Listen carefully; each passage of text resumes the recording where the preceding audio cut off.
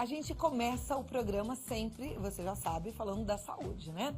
E eu gosto de frisar aqui que saúde não é dividida. Não existe assim, saúde é só o que é físico. Não, saúde é só o que compromete órgãos vitais. Saúde é tudo. A saúde mental está relacionada à saúde física. E uma coisa que afeta, e até falei sobre isso na abertura, muita gente interfere na saúde física, por exemplo, o complexo de inferioridade e a baixa autoestima. A gente sabe que isso pode desencadear até várias doenças, como a depressão, por exemplo. E é por isso que a gente deve rever, sim, os nossos conceitos, olhar pra gente com olhos mais doces, talvez, ou olhos mais verdadeiros, sem tanto pré-julgamento, com coisas que falaram para você. Para nos ajudar a entender mais tudo isso, eu recebo um psicólogo, colunista do portal Yahoo, colunista de comportamento, e que sempre que vem ao programa nos ajuda a entender melhor todas essas relações. E eu estou muito feliz com a presença dele, que já está aqui. Vem cá, me dá um abraço. Obrigado, Cláudia. Obrigada, Alessandro. Muito bom te receber, viu? Vamos sentar aqui um pouquinho. Vamos Alessandro lá. Viana Dá licença. já tem uma experiência grande nesse assunto, né? Que e bom, é né? fato que muita gente chega no consultório doente, com depressão, mas é um problema de autoestima que foi mexido lá atrás, é isso? Cláudia, eu estava vendo a sua introdução, foi brilhante, porque é exatamente isso. Eu posso te assegurar na minha prática clínica que a cada 10 pacientes, 8, 9, a origem de todos os sintomas que vêm a ser discutido na terapia é justamente a baixa autoestima. Porque a baixa autoestima vai levar a uma depressão, vai levar a uma ansiedade, enfim, a todos os problemas que envolvem, né? Com toda certeza. E é engraçado que uma coisinha lá atrás, na infância, ela fica marcada, né? E a gente traz para a vida adulta. E muitas vezes a gente não consegue melhorar a nossa situação profissional até por causa de alguma coisa que a gente acreditou lá no passado e que não é verdade. É tão bacana você falar isso, porque às vezes as pessoas associam autoestima só com a idade adulta, com problema no relacionamento, e não é. A formação do indivíduo começa lá atrás, né? A formação da personalidade. Então, a educação, o cuidado que os pais têm que ter nas palavras, nas colocações, isso é fundamental. Porque aquela palavrinha mal colocada, dependendo da forma que você interpreta, Cláudia, você arrasta para o resto da sua vida. E fica destruidor. Destruidor no campo de relacionamentos, no campo profissional, enfim, se arrasta mesmo. Agora tem uma sensação que não é só aquilo que a gente ouve, não é só uma interferência externa, não sei se eu estou certa, mas eu percebo que às vezes é uma sensação que a gente mesmo gera. Por exemplo, uma menininha lá com seus 7 anos achava na cabeça dela que ela era a menos capaz, ou a menos bonita, a menos engraçada, e aí ela se sente menos. Ela se sente menos. Ninguém falou pra ela que ela era menos. Sim. E aí ela cresce acreditando naquilo. E aí ela leva isso pra vida adulta, mesmo que ninguém tenha falado isso. Também pode acontecer? Sim, pode. Tanto que eu costumo dizer, às vezes eu atendo alguns pais super angustiados porque tem um jovem com problema de autoestima. E claro que os pais vêm com aquela culpa enorme, né? E eu sempre pergunto, tem um outro irmão? Tenho. Meu filho tem um irmão, como é que é? Ele é bem diferente. Então, eu pego justamente esse gancho para explicar. A autoestima não é necessariamente o fator externo, como você colocou, as informações que são colocadas. E sim, como a gente percebe a informação também. Por isso que é muito importante, ali no desenvolvimento infantil, nesta idade que você falou, dos 7 anos até um pouco menos, perceber como a criança está se vendo. E, eventualmente, ter algum cuidado diferenciado para já ir estruturando essa autoestima, que é o que você falou. Se a criança acredita que ela é menos, que ela é boba, feia, chata, enfim, a tendência é ir se arrastando. Por mais que a família, eventualmente, possa dar um subsídio, mas se a criança não perceber e se não tiver um olhar diferenciado, vai mesmo, vai para frente. Isso pode ser muito grande, como pode ser sutil, mas pode te atrapalhar de alguma forma, né? Sim. E aí eu lembro que na vida adulta, na vida profissional, as pessoas às vezes super bem profissionalmente, ocupando cargos importantes, elas não conseguem dar um passo adiante, por exemplo, não conseguem chegar às vezes à presidência de uma empresa, porque elas não conseguem se enxergar ali.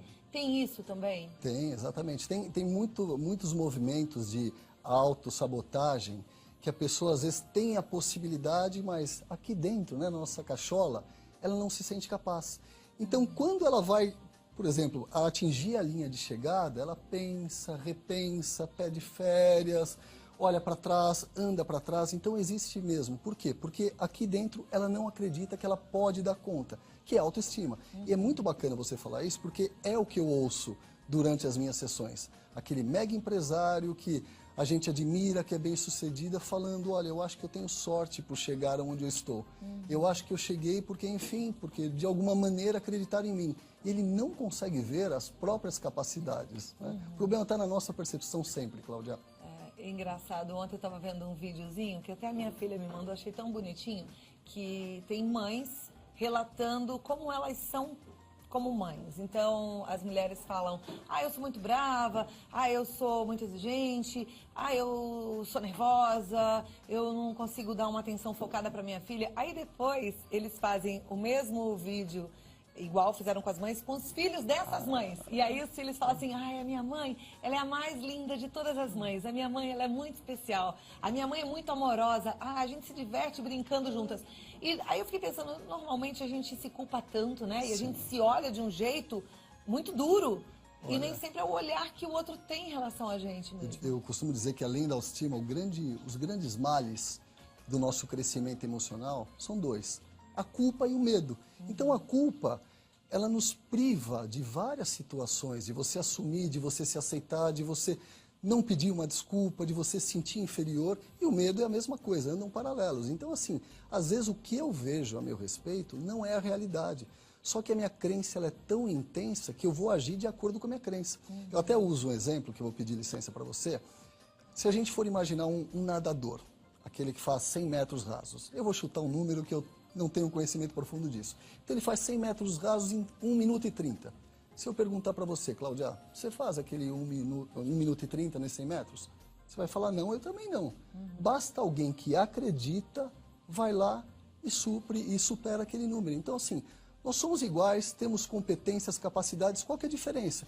Como eu me vejo, né? Que linha racional, qual é a minha crença sobre eu mesmo, para eu seguir, para eu conquistar. Tá, então isso é importante, a gente acreditar, mas eu fico pensando, como é que a gente faz para acreditar? Tem um jeito? Por exemplo, se eu estou no seu consultório com um problema que eu percebi, que eu entendi que é autoestima baixa, estou me achando menos, não estou conseguindo dar um passo adiante, não consigo acertar um relacionamento amoroso, o pessoal me mete com encrenca, que eu não consigo acreditar que eu sou merecedora de nada melhor. Aí como é que você trabalharia comigo? Tá. Dentro do processo de psicoterapia, eu vou tentar simplificar, tá? Primeiro a gente tenta entender quais são as crenças dessa pessoa, quais são os valores familiares, porque imagina só, Cláudia, às vezes a pessoa se desenvolveu num ambiente em que a mãe fala assim, olha, você tem que namorar uma pessoa rica, uma pessoa formada, etc, etc. Você cria aquela crença, aquela pessoa que passou aquela informação, teoricamente nós idolatramos o pai e mãe na nossa formação. E aquilo fica muito enraizado. E aí o que eu ouço em sessão? Alessandro, não deu certo com nenhum relacionamento. Às vezes vem até uma pessoa boa, mas eu não sei por que eu tendo a me afastar. Então você primeiro avalia como ela está vendo, quais são as crenças e como essa crença está reagindo em relação a ela. E tem às vezes alguns exercícios super simples que nós fazemos durante as sessões, que é assim, como você se vê. Cláudia, às vezes, como eu falei há pouco, uma pessoa super bem sucedida, aí você pede uma listinha de 10, 15 citações, então assim, eu me vejo chata, me vejo incompetente, me vejo isso, por quê? Porque é o que ela acreditou. Então, primeira coisa, você quebrar esse paradigma da crença, quebrar esse limite que a própria pessoa impôs. E dá para quebrar.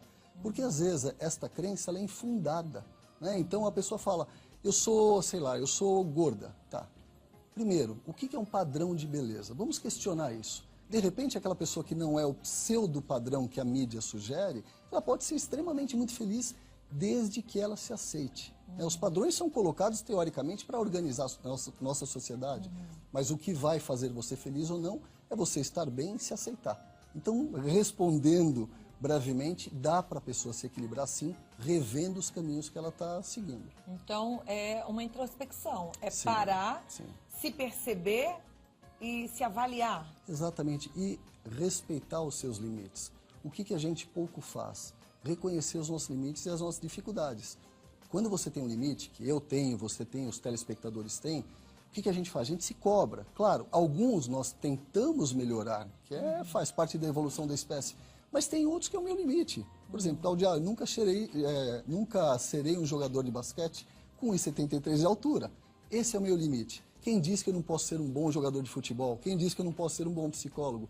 São as compensações, reconhecer quem nós somos. Pô, mas você podia ser um armador com 1,73 m, não podia, Rodrigo? O Rodrigo, que é o nosso estagiário, ele é jogador de basquete. Olha, isso Ele é não vai poder superação. responder que ele tá lá no Tá sítio, vendo mas como minha podia, crença tá está vendo? equivocada? Eu acho Vou que para você tá terapia. equivocado. Eu vou para terapia. A gente foi conversar com as pessoas na rua para entender um pouco como é que é esse sentimento de forma geral, tá bom? Vamos ver mais alguns exemplos, pode rodar e você vai acompanhar com a gente. Eu tenho um problema assim, de autoestima, eu me sinto muito gorda, eu sempre faço dieta, faço várias coisas para tentar emagrecer. Eu não consigo ir na praia, consigo usar biquíni, não consigo usar nada curto, porque eu me sinto muito mal e todo mundo fala o contrário, mas na minha mente isso fica gravado e eu me sinto gorda e não consigo usar nada assim que me apareça, que me mostre mais. Eu não sou muito confortável com o meu corpo, eu não vou na praia, porque eu acho que as pessoas ficam me olhando e reparando e muitas vezes até me julgando. Eu uso roupas mais largas também, que é para poder esconder. E não queria me sentir assim, mas eu não sei como controlar. Você sabe que a primeira que falou, né, que a gente só viu o rosto, a gente conhece, ela deve vestir o manequim 38. É interessante isso, longe né? de... Tá longe de ser Tá fora do gorda. peso, claro, Né? claro. Mesmo se ela engordar, ela continua magra. Mas aí é aquilo, como você se vê, né? Tanto que os casos de anorexia e bulimia normalmente são provenientes dessa imagem deturpada que você tem. Então, assim, você não acredita. E é o caso também daquelas pessoas que recebem elogios e elas não acreditam. De repente, aquele elogio ela entende como: a Cláudia está sendo generosa comigo, a Cláudia é uma pessoa super simpática, ela iria me elogiar gratuitamente. E não é isso, é porque eu não me vejo assim e eu não aceito que as pessoas, e não entendo que as pessoas me veem dessa forma positiva. Bom, a gente já falou que é importante fazer essa introspecção e tentar se enxergar sem esse julgamento, sem esse conceito que um dia nasceu dentro da gente, né? Mas mesmo assim é difícil. Se eu falar, por exemplo, para essas meninas que deram depoimento, para elas olharem para dentro delas, para elas tentarem se olhar como elas são hoje, talvez elas continuem com essa dificuldade. Vamos tentar ajudar um pouquinho mais o telespectador no próximo bloco? Por favor, vamos lá. A gente está com o objetivo aqui de te ajudar a vencer esse complexo de inferioridade e essa baixa autoestima. Agora também quero te conhecer mais e quero que você participe do programa. Pode mandar a sua dúvida, talvez a sua colocação, seu depoimento, no 0 Operadora 11 2202 8432. Daqui a pouquinho a gente volta para conversar com o psicólogo Alessandro Viana. Perfeito. Acertei. E aí a gente vai tentar te ajudar a vencer esse complexo de inferioridade. Tenho certeza que vai ser muito bom para você, tá certo? Legal. Segura aí, Alessandro, eu volto já já. Olha, a gente bateu bastante papo aqui no intervalo. Na verdade, estamos todos fazendo terapia, né? Eu fiz uma pergunta aqui no intervalo para todo mundo, que é assim, quem tem um complexo de inferioridade de alguma forma? E a resposta foi unânime, todo mundo tem. E o Alessandro falou que isso está ligado até à nossa condição genética, né? Exatamente, a nossa história de vida, a nossa história dos nossos ancestrais, né? E como eu disse agora no intervalo, todos nós viemos ao mundo para nos sentirmos acolhidos, aceitos e amados. Tanto é que o bebê para de chorar em qual momento, Cláudia? A hora que ele vai ali e acolhe. Então, assim, faz parte da nossa espécie. A insegurança todos nós temos, tá? Agora, eu preciso de umas dicas pra gente vencer essa insegurança. Vamos lá. Coisinhas práticas que a gente possa fazer. Vamos tentar. Você quer fazer uma pergunta ou podemos falar? Podemos falar. Legal. Olha, uma coisa que eu sempre sugiro para os meus pacientes, Cláudia, assim, prático, né? Nós precisamos equilibrar a vida. O que eu quero dizer com isso? Tem pessoas que se abdicam de alguns núcleos da sua própria vida para viver um único. Exemplo, aquela pessoa que entra num relacionamento, que isso é muito clássico, deixa a vida social de lado, deixa a família, deixa. E aí a razão da vida desta pessoa é o relacionamento. Consequentemente, ela promove várias expectativas sobre. Quando essa expectativa não é totalmente suprida, lembrando, ninguém veio ao mundo para suprir todas as nossas expectativas, o que acontece? Vem insegurança, vem a autoestima baixa, vem a sensação de desamor. Então, se você distribui, né, que é uma coisa muito simples que a gente não faz, se você tem a sua família, o seu momento para a família, o seu momento para os seus amigos, a sua atividade física, que você vai até falar hoje, que eu acho fundamental, o teu relacionamento e o seu momento, o momento para você, você consegue ter um equilíbrio muito melhor para a autoestima. A gente não faz isso. a gente precisa se armar de todos os recursos que Exato. nos façam sentir essa Equilibrado, sensação de acolhido, né? acolhimento. Sabe né? por quê? Eu distribuo meu afeto. Uhum. É que nem aquela pessoa que só trabalha. Cláudia, me assusta esses workaholics da vida, entendeu? Você tem que distribuir, você tem que ter o afeto da tua casa, da sua família, o seu happy hour com seus amigos, enfim, aquele momento de descontração. Tudo isso vai te complementar, isso não é situação banal. Tem pessoas que desprezam isso, é fundamental. Ok. Vamos tentar ajudar a Bruna, de Juiz de Fora, Minas Gerais. Mineira. Adoro os mineiros. Eu também, Gente, sou tem uma casado com turma uma mineira. Ah, é? Tem uma turma de Minas Gerais que assiste sempre a Vida Melhor. Um beijo pra vocês, viu? A Bruna diz o seguinte: minha família me julga o tempo todo e me coloca apelidos, o que faz eu me sentir cada vez pior. O que fazer nessa situação? Olha, primeira coisa, a grande maioria das pessoas que são julgadas desde a infância, a tendência natural é uma reação introspectiva. Então ela não expõe os sentimentos, ela se sente tão inferior que se ela se posicionar para um pai e para uma mãe, na fantasia dela ela vai ser reprimida. Mas a gente não pode esquecer, Cláudia, que às vezes um apelido, uma brincadeira, às vezes a pessoa que faz não tem essa intenção profunda da mágoa. E se eu perceber que eu fiz uma brincadeira com você, se você disser que essa brincadeira causou um mal-estar, de repente a gente se resolve. Então, assim, verbalizar, principalmente para a família. Porque família tem disso mesmo, não é por mal, às vezes é por amor, é na dinâmica da família, enfim, as piadinhas, as brincadeiras, mas tem que se posicionar. Nós temos que colocar limites para todos. Agora tem uma coisa, até as pessoas brincam. Quanto mais a gente liga para o apelido que colocam, mais as pessoas gostam de reforçar aquele apelido. Isso, de certa forma, também não vai provocar a família? Olha, pra eu reforçar isso? acho assim, quando a gente está falando de família, né, que é o nosso berço principal para a formação da vida, personalidade, eu acho que tem que se impor. Né? Quando você fala de amigos, claro, se você valorizar aquela piadinha, aquele apelido, aquilo vai se propagar, óbvio. Mas família não, a família tem que ter esse entendimento. Porque vamos partir do princípio que as pessoas da nossa família têm o amor ali envolvido. Elas não querem nos magoar. Mas se elas souberem que aquele ato, aquele comportamento, aquele apelido está magoando, elas vão refletir. Então, nesse caso, eu sempre sugiro se posicionar, Cláudia.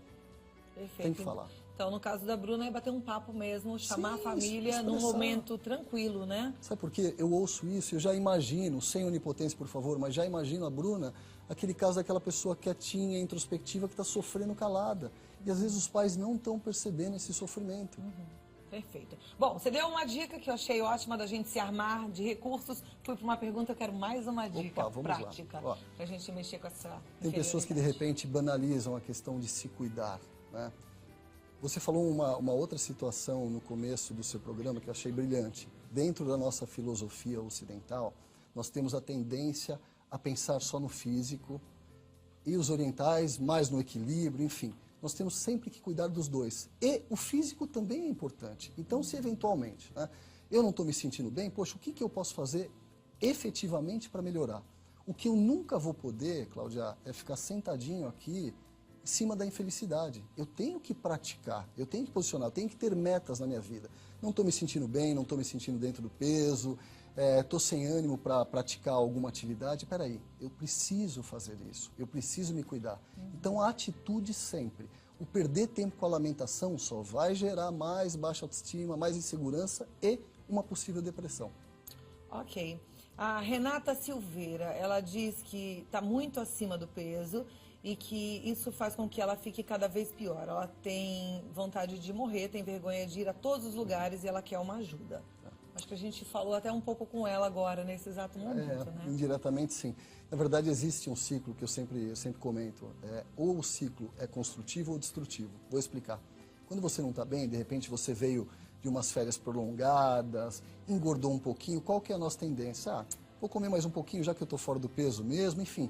E você vai num ciclo destrutivo. Da mesma forma que quando você começa a se cuidar, que de uma forma subjetiva você está olhando para você, aquilo vai te puxando novas oportunidades positivas e novos atos de zelos por sua parte. Então, assim, ela está se percebendo dessa forma, né? O que ela tem que fazer, o que eu pediria para fazer e dar certo, eu preciso dar um passo. Então, assim, eu estou fora do peso, eu estou me sentindo inútil, tudo bem. O que eu posso fazer a partir disso para mudar? Ela tem a ferramenta para mudar. até eventualmente procurar um tratamento, se ela não sente energia, poxa, procura uma ajuda, uma psicoterapia, enfim, mas algo tem que ser feito. A partir da hora que ela olhar para ela e tiver um pequeno passo, os outros vão vir. E até um simbolismo que eu uso, um grande castelo começa com um pequeno tijolo, pequeno passo, apenas um pequeno passo, não se confortar. Muito bom. Sônia Rosetto, ela diz que é escritora e apesar dos livros serem ótimos, ela não consegue sucesso. Ela fica triste e quando ela se vê triste, ela busca Deus, depois ela fica logo bem. Ela é católica e diz que sabe que tudo passa, mas ela quer saber o que fazer para ter sucesso com os livros dela. Olha, Cláudia, na verdade, assim, de repente, é uma coisa que a gente tem que reconhecer que às vezes é muito difícil. Quais são as minhas aptidões? Né? De repente, ela acredita, espero que ela cresça muito nessa área, né? Que ela insista até o final, claro, a gente tem que estar sempre buscando. Mas, de repente, rever os caminhos que ela está buscando, rever as características dela como escritora, porque, assim, se algo não está dando certo, tem algum movimento que está promovendo isso. Às vezes a pessoa escreve um livro também e deixa de buscar uma editora, deixa de correr atrás. Então, o livro pelo livro, ele pode ser um ótimo trabalho e pode ficar aqui. Mas eu tenho que ter a atitude. E principalmente, ela tem que acreditar. Espero que ela acredite, como ela colocou, que a obra dela é algo maravilhoso. Então, se ela acredita, tem que ir além. Aí, bom, se você acredita que é algo maravilhoso, eu vou te falar mais uma coisa. Acredite que aquela editora maravilhosa que consegue colocar o seu livro em todas as livrarias vai gostar do seu livro. Exatamente. Porque às vezes a gente fala, eu faço muito bem, mas você acredita mais ou menos porque você não levou ainda naquela editora top. Porque você fala, não, mas aquela editora é só pro escritor top. Você é top. É assim que você tem que pensar. E buscar realmente algo lá na frente. E eu acho muito legal a gente lembrar da história do caminho, né? Que a gente não chega a um final diferente, a gente faz sempre o mesmo caminho. Às vezes a gente fica querendo sucesso, mas faz sempre as mesmas coisas. Fala do nosso livro, por exemplo, sempre para as mesmas pessoas. Apresenta do mesmo jeito, né? Então a gente tem que ampliar também esses horizontes. Posso usar um exemplo rapidamente, claro, que eu lembrei agora, fazendo uma analogia com o livro. O jogador Cafu, que foi tetracampeão, enfim, pela seleção brasileira, antes dele efetivamente ser contratado por um clube, ele passou por 6 clubes. Ele tentou. Na verdade, é um processo chamado peneira. Então, ele fez o teste 1, foi dispensado, fez o outro. Qual que foi a grande diferença, Cláudia? Ele acreditou e virou o nosso capitão da seleção brasileira. Então, assim, se você acredita e, como você falou sabiamente, procura os caminhos. Se esse caminho não está dando, eu vou para o outro. Mas a base é acreditar. Perfeito. Ai, tão bom. E eu quero muito que esse assunto tenha feito diferença na sua vida, que entre no seu coração e que possa realmente te ajudar a se enxergar como você merece ser enxergado. Aí a gente vai ter uma sociedade cada vez melhor, porque eu acho o ser humano lindo, né? Eu acho que a gente tem um potencial maravilhoso e é uma pena que essa crença muitas vezes coloca a gente para trás e aí a gente deixa de caminhar. Exatamente. Né? O Pra Frente Brasil. Se a gente for ver até a guerra, a ambição, enfim, todo esse turbilhão que a gente está vivendo tem muito a ver também com autoestima, com você buscar, com você se sentir inseguro, revoltado. Imagina todos nós bem equilibrados, que coisa boa. Maravilhoso. Alessandro, eu fico com o coração partido querendo ajudar a todos, né? Aí a Bruna, lá de Minas Gerais, voltou aqui com o e-mail, ela disse que ela já conversou com a família, mas a família não para, sempre vem ela chorando, e ela está muito triste com tudo isso. Sabe uma outra sugestão? Então, existe um trabalho chamado psicoterapia familiar, que é uma coisa muito bacana, porque o profissional ele vai orientar e vai perceber o papel de cada pessoa naquela família. E assim, nós estamos falando de um quadro que pode sugerir uma depressão aí, ou agora, ou um pouquinho mais para frente. Mas buscar uma ajuda nesse aspecto também, porque essa orientação de fora... De repente ela está falando e não está sendo ouvida, Cláudia. É isso que está acontecendo. Uma orientação de fora pode organizar aquela família. Perfeito. E ó, outra coisa que eu penso, Cláudia, se eu estiver errada você me corrige, mas a gente não consegue mudar o outro, mas a gente consegue mudar a gente mesmo. Então, olhe para você e veja onde é que você pode agir diferente. De novo a história do caminho. Você quer um resultado diferente lá na frente, mas vai fazer todo dia o mesmo caminho, vai pela mesma rua, você vai chegar no mesmo lugar de sempre. Muda o jeito, muda o caminho e aí o resultado vai ser diferente. Uma outra coisa que é importante lembrar, e aí eu já te falo como alguém que é cristã e que sabe o quanto Deus nos ama. Deus te ama como você é. Eu gosto muito de lembrar que quando ele fez o homem, ele falou bom. Quando ele fez a mulher, ele falou muito bom. Então, assim, nós somos obras muito boas de um Deus que é perfeito. Pensa, se alguém que é perfeito olhou para você, para mim, para o Alessandro e falou muito bom, é que você é maravilhosa, maravilhoso. Então, a gente tem que se amar. É isso, lembra disso. Lembra que quem te fez te acha muito. Vamos fazer Não o é? nosso caminho, o nosso papel, né? É isso aí. Alessandro Viana, muito obrigada por ter Obrigado, vindo. te agradeço. O contato do Alessandro é o www.alessandroviana.com.br. O e-mail é falecomigo@alessandroviana.com.br. E o telefone 0 operadora 11 5562 8086. 5562 8086. Certo? Obrigado. Eu que agradeço. Mais uma vez, um Até a privilégio próxima. estar aqui. Obrigado, viu? Muito bom, fico muito feliz. Não é todo Eu mundo que tem também. acesso a um psicólogo maravilhoso Que e a gente coisa poder boa, levar obrigado. um pouco dessa sua sabedoria. Meu pra ego dentro vai da casa inflar, das Cláudia, pessoas. para. É um show. Bom, né? Eu gosto muito mesmo.